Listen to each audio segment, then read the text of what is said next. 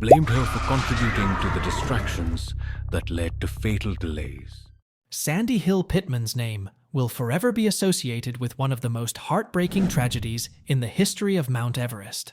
While her ambition to summit the world's highest peak was once seen as an inspiring pursuit, it would soon become intertwined with death, poor decisions, and the ultimate price of privilege. In 1996, Everest was witness to a catastrophic disaster that would forever change the world's perception of high-altitude climbing.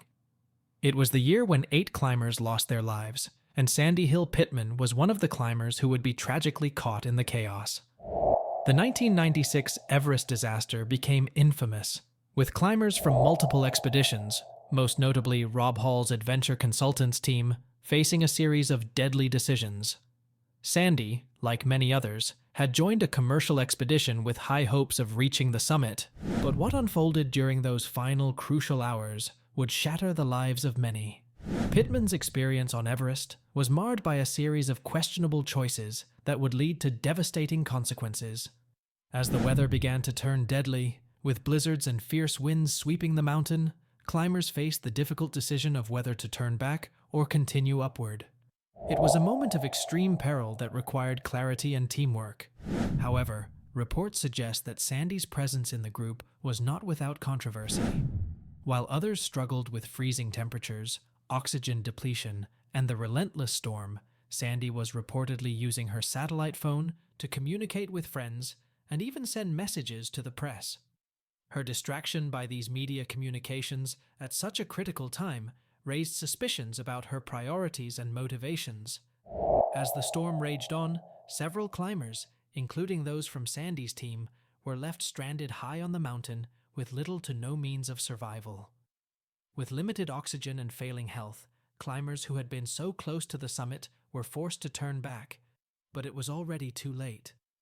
Several of her fellow climbers perished that night, caught in the cruel grasp of the storm, and Sandy herself barely survived the night. Though Pittman ultimately made it back down to base camp, she was forever marked by the tragedy. She later claimed she had followed the guide's instructions, but the damage was done. After returning from Everest, the fallout from the disaster was inevitable.